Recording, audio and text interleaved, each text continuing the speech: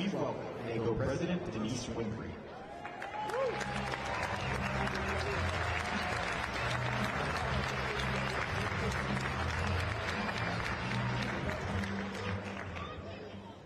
They told me they weren't going to play my music again, but I see they did.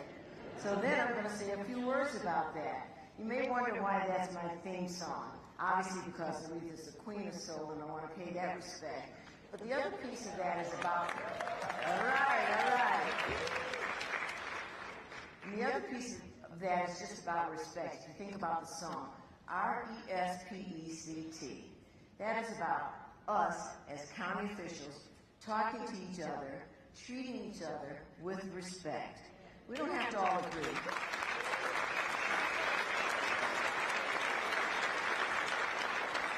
We don't have to all like each other. Certainly don't have to all love each other.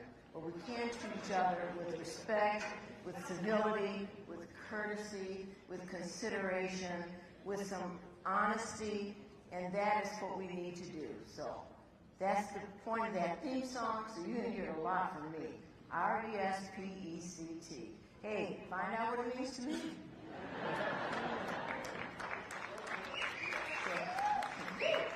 So you know why I'm here today. I have the honor to introduce the President of the United States. Now, let me tell you.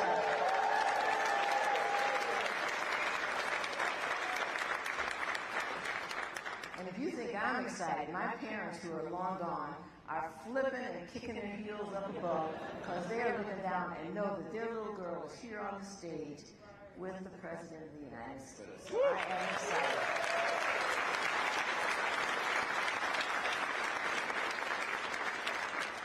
So I'm going to share some of his background. I know some of you know this, but he began his career in public service and county government in Newcastle County, Delaware Council.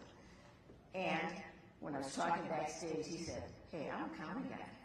And he still is. He's one of us. The President understands county government. He went to bat for us securing the historic investments in counties from the American Rescue Plan.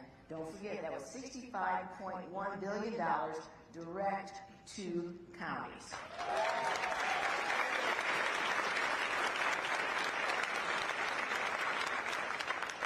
That's on top of the earlier COVID relief packages. He's also with us every step of the way with bipartisan infrastructure law. You got old roads, bridges, all kinds of things that need fixing. That's going to help you do that. Additionally, county leaders share his goal to connect every single American to reliable, affordable, high-speed internet.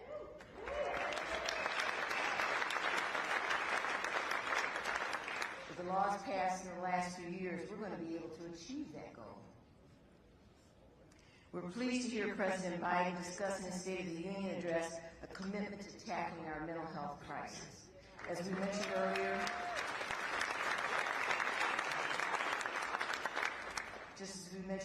this morning, that's a national crisis. People at younger ages, broader, deeper, being affected by that. So we're going to get a handle on that with his help. This is an issue that affects every county, and we look forward to working with him on it. Thank you, President Biden. We're grateful to have a strong partner in the White House. And look at what we've had here at this conference. All levels of the administration, high levels, here with us through his support. So it is my honor to introduce to you our friend, the 46th President of the United States, the Honorable Joseph Robinette Biden.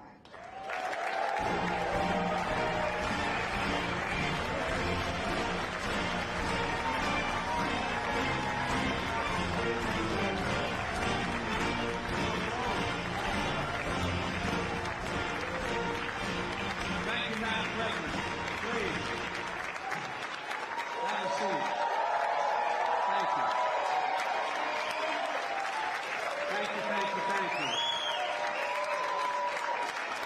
Thank you. Denise, thanks for your leadership in this organization. You're right. I'm a county guy. You know, one of the things for real is that one of the things you learn when you start off, and I had the great honor of being a county council person in Newcastle County. We're like the Military, Illinois.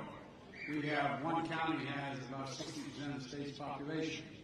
So So a county commissioner or a county council person has a district that's, I think, 7 times larger than a state rep and 3 times bigger than a state senator. What I learned early on, if you're in the county, you got to go through someone else to get help. You got to go to the governor, you got to go to the state legislature, you got to go to the state senators, and guess what? I stopped that. No kidding.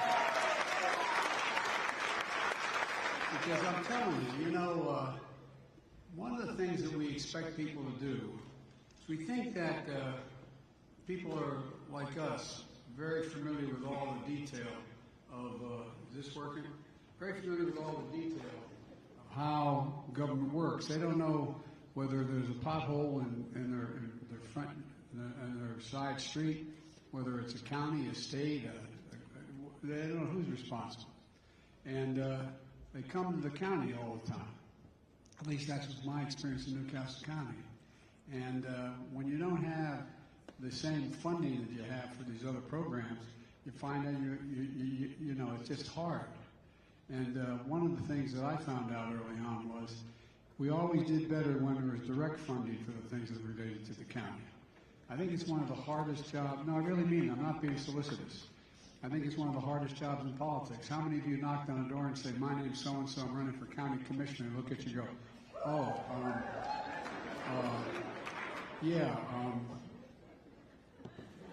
you wonder what the county commissioner does, aren't you? Yeah. So I sincerely mean it. And so I want to begin by thanking you all for what you do. Thank you, thank you, thank you. I ran for the United States Senate because being in the county council was too hard. Look, I'm glad to be here with all of you. Before I begin, I want to take a moment to say our hearts are with the students and the families of Michigan State University. Last night I spoke with Governor Whitmer, and the FBI and additional federal law enforcement are on the ground assisting the state and local folks, and 3 lives have been lost and 5 seriously injured. And it's a family's worst nightmare. It's happening far too often in this country. Far too often. While we gather more information, there's one thing we do know to be true. We have to do something to stop gun violence ripping apart our communities. Ripping apart.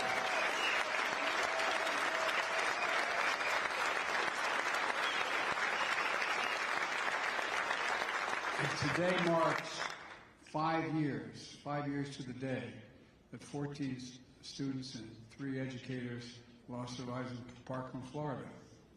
I met every one of those families, spent time with them all. And a lot of you here have to confront violence in your communities every single day. We took a big step toward passing the most significant bipartisan gun legislation in 30 years. Ghost guns and other things, background checks, but there's a lot more work to do. And I'm committed to getting it done with all of you.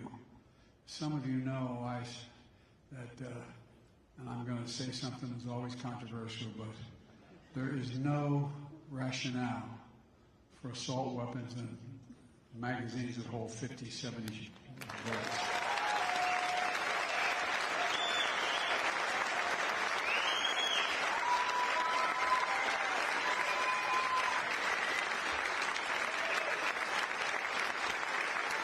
We got it done once, and we'll do it again. But anyway, look, some of you know, as I said, I started as a councilman in Delaware, and the county executive in Newcastle County is here today, Matt Meyer. Matt, where are you sitting?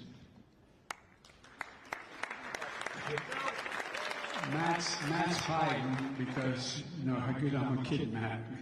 Good to see you, pal. And Matt knows what I'm talking about. When people have a problem, they've got your number, they knock on your door. Not only you, but your spouses can't go to the grocery store, the gas station, can't show up without, can you fix my such and such? Well, I've always had enormous respect for the job you do. You're the ones who make people make sure everything gets fixed. The libraries stay open late so kids can do their homework. The sewer system is backing up into the creek and their basements, so you make sure that your public health department runs smoothly, that your communities are meeting the needs of growing and changing populations, that your residents have access to affordable housing, that you're investing in public safety. They're huge responsibilities you have. They touch every aspect of people's lives. And when your constituents call needing help with a state problem or a city problem, you take the call and you get it done. You end up calling to make sure you find out how to get it done. Simply put, you get things done. You used to get things done, fixing problems. And that's because you know the measure of success isn't how partisan points are scored, but it's how you fix the problem. Can you fix the problem, whether you're a Democrat, Republican, or Independent? We're often told that Democrats and Republicans can't work together. And, there's always been competition. But in the last 10, 12 years, it's been particularly tough. But as I told my friends in Congress in my State of the Union address last week, I believe people sent us a clear message in this off-year election. Fighting for the sake of fighting gets us nowhere. We're here to get things done. That's why we got elected. That's always been my vision. And I really mean it's always been my vision, and I know it's yours as well. Over the past 2 years, we've been delivering on that vision. When I came to office, the pandemic was raging and our economy was reeling. But together we acted. Less than 2 months after we took office, the American Rescue Plan led to the fastest economic recovery of any major economy in the world.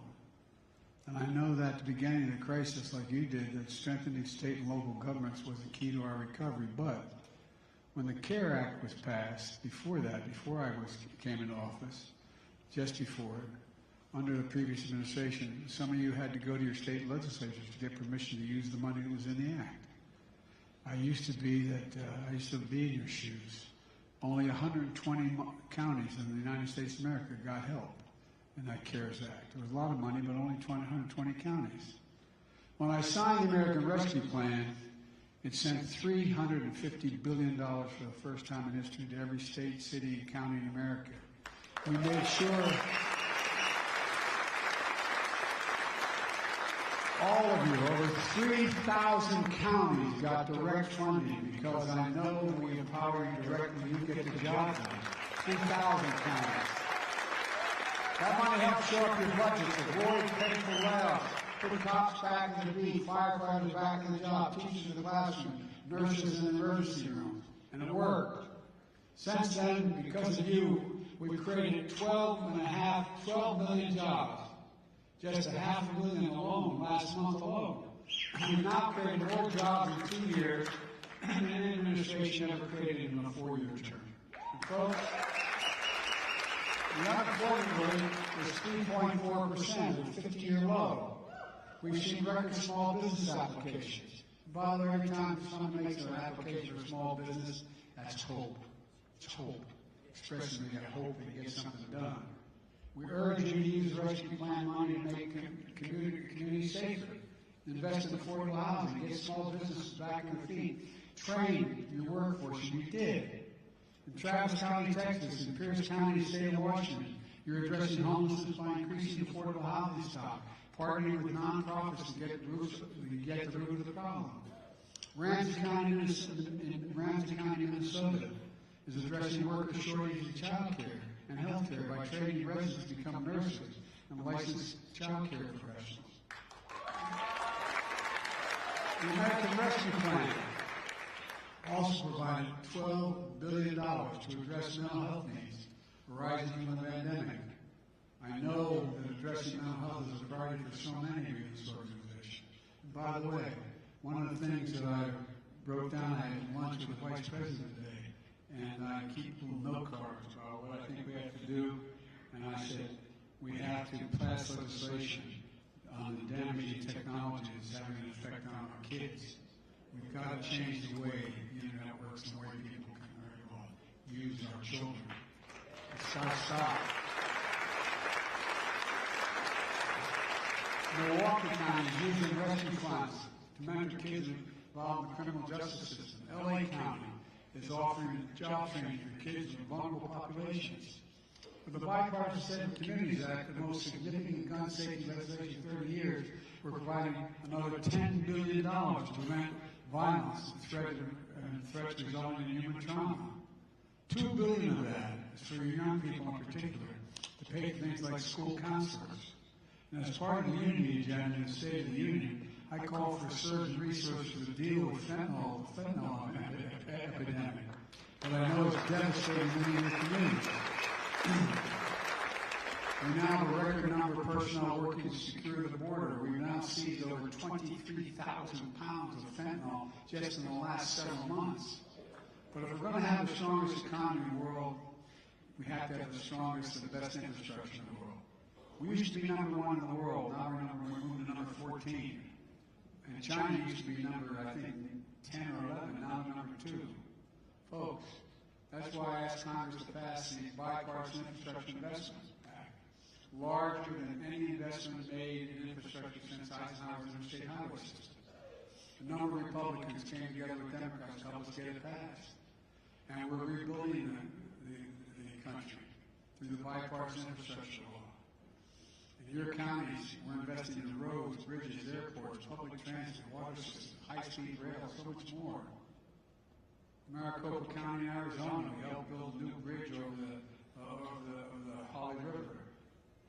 Look, in Warsaw, or should be Washington County in Nevada, we're spending $89 billion to add several lanes to US 395. In Maryland, Montgomery County, Prince George's County, replacing dirty diesel buses, which are bad for the health and the environment. With the leadership of Vice President Harris, we're partnering with you to deliver affordable high-speed internet to every single household, so no parent has to sit in the McDonald's parking lot, for God's sake, so that children can connect to the internet in their home.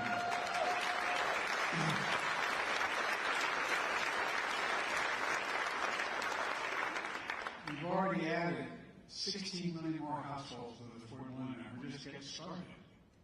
We're also making the biggest investment ever in climate through the Inflation Reduction Act, creating millions of good-paying jobs, investing in fence-line communities that suffer the most of the consequences of being smothered by pollution. Think of Cancer Alley in Louisiana, or as the Delaware delegation can tell you, Route 9 in Delaware. They're going to be the first ones to benefit. We passed the CHIPS and Science Act, which has led to a commitment of over $300 billion. $300 billion in private investment in manufacturing. We're opening factories in your states to build semiconductor chips and electric vehicles and advanced batteries that's going to power those vehicles. My first 2 years in office, we created 800,000 manufacturing jobs. Where in the hell is it written to say we can't lead the world of manufacturing? Where does it say it? For decades, we imported projects and exported jobs because cheaper jobs overseas. A lot of companies left.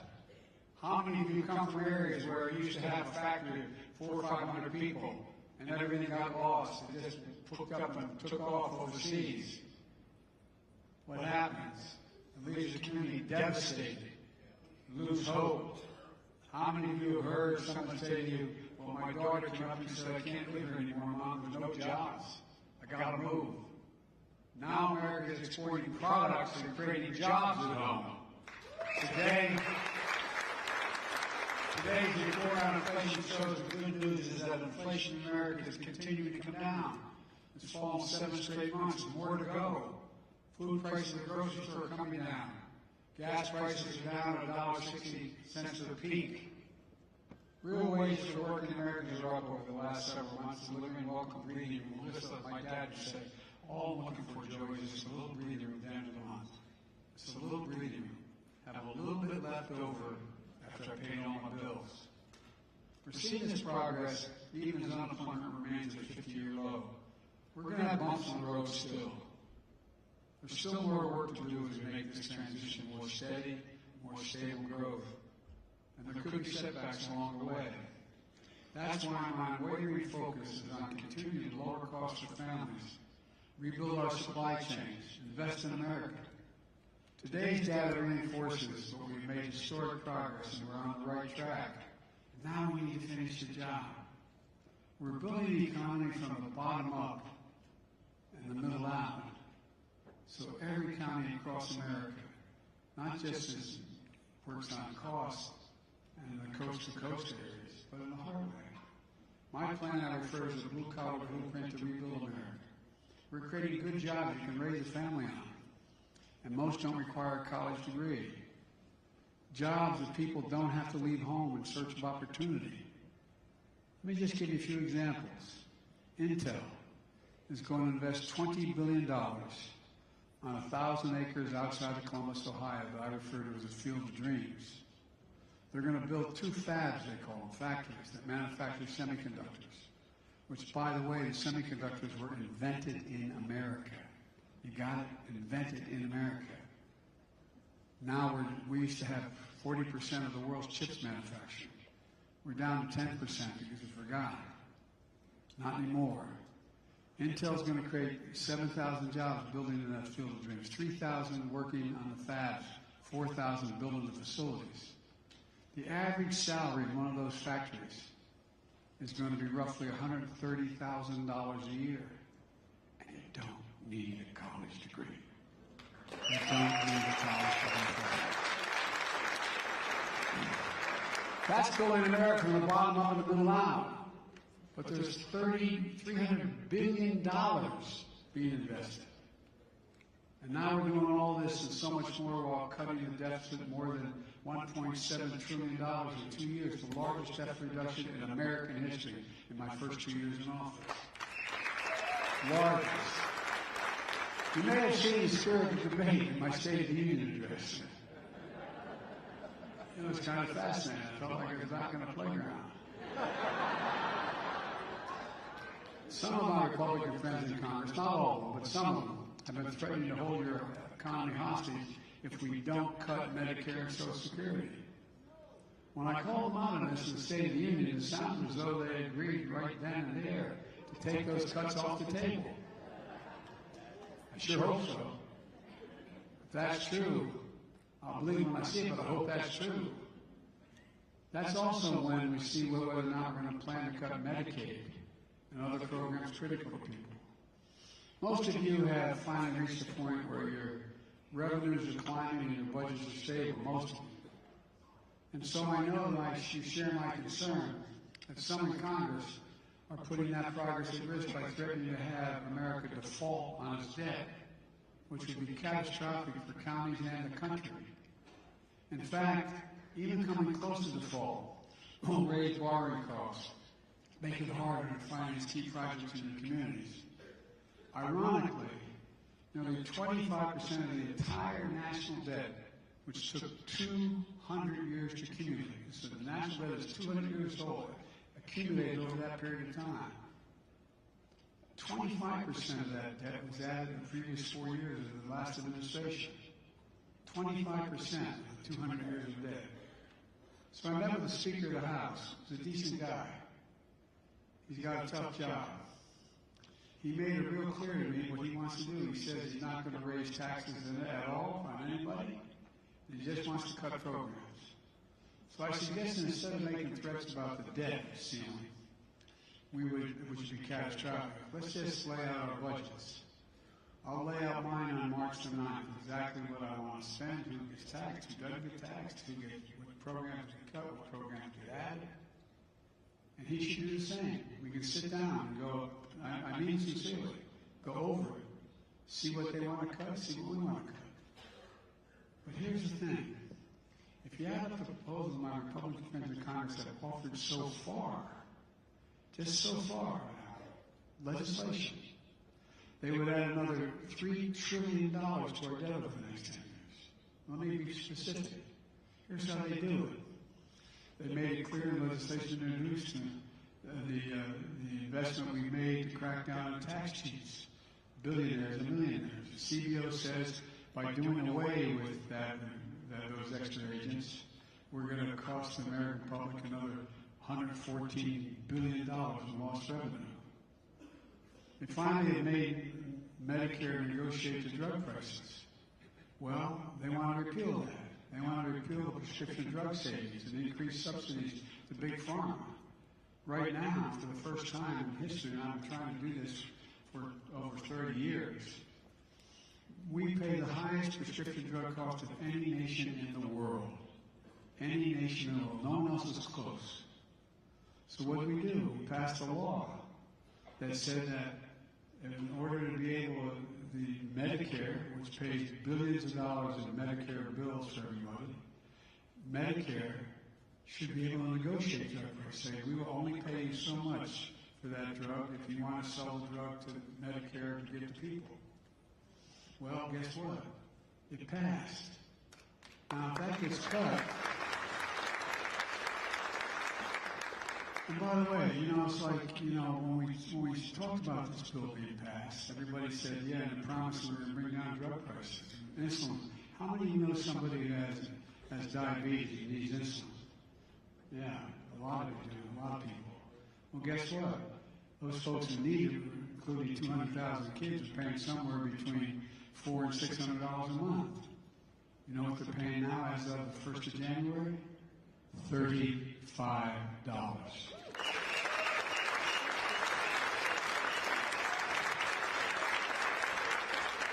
And we're not cheating anybody. You know how much it costs to make that drug? $10. Package is another $2. It was invented over 100 years ago. The man who invented it didn't even want to put a patent on it because he wanted to make it available to everybody. Well, guess what? It's coming down. Guess what's going to happen? This year, the total amount of cost of the drugs you have to pay for that you need is now $3,800. Next year will be $2,000. You say, what difference does that make, Joe? Who has those kind of bills? Anybody like my family know how much cancer drugs cost? $10, $12, $14,000 a year. Nobody on Medicare will have to pay more than $2,000 for all the drugs they consume. Nobody.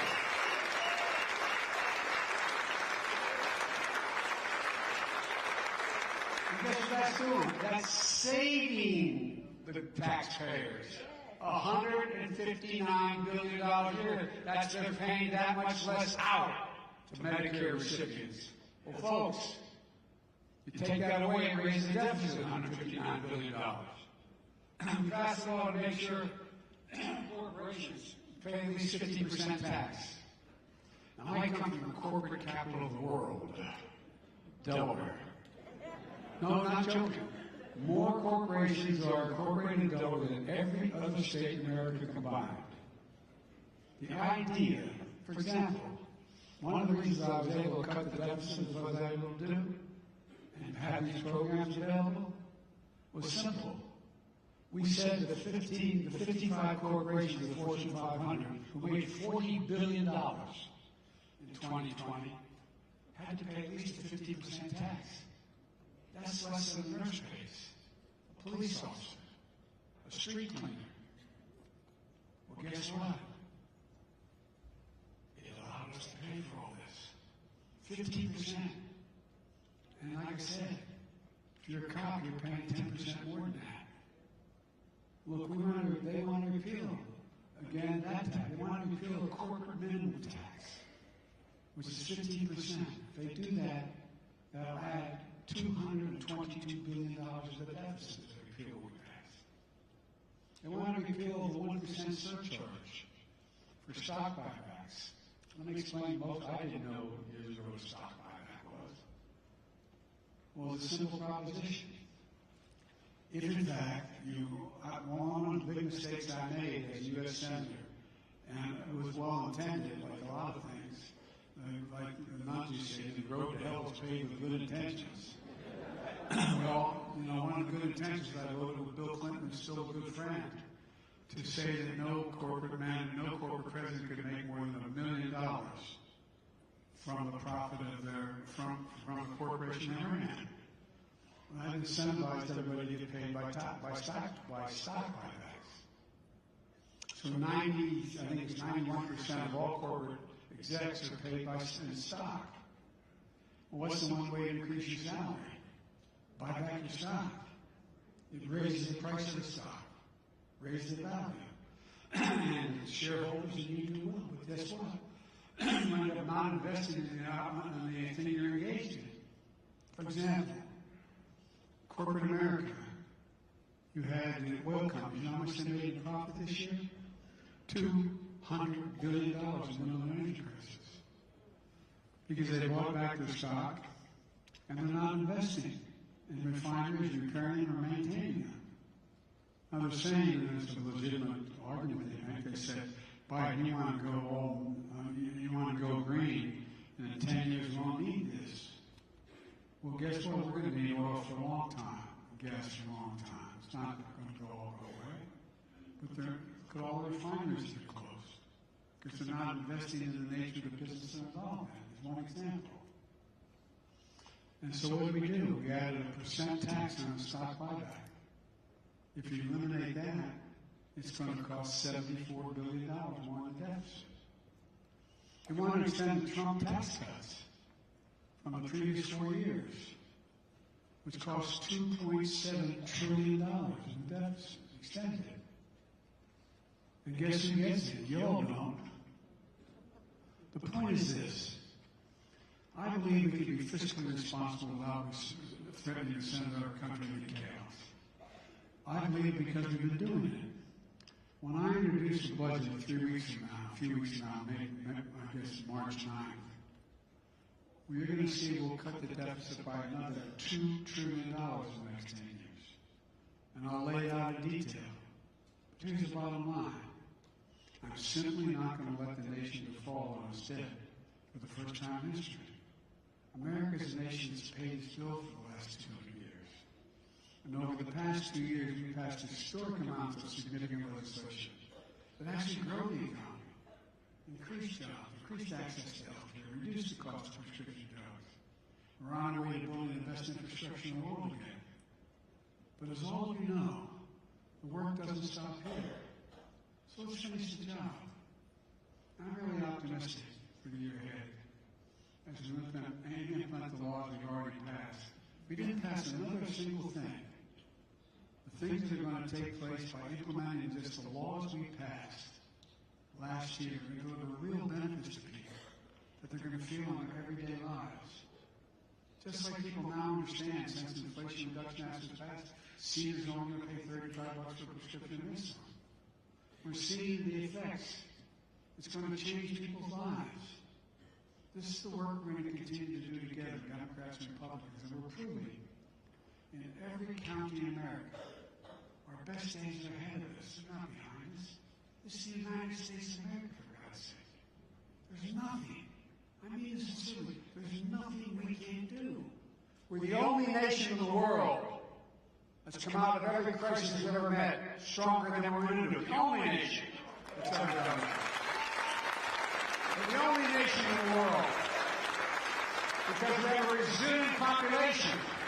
America never gives up, never steps down, never backs away, never stops. I mean it. We have an incredible country. There's nothing beyond our capacity if we do it together, and we're looking at the counties to be the key to getting it done. God bless you all. Thank you, thank you, thank you. May God protect our troops.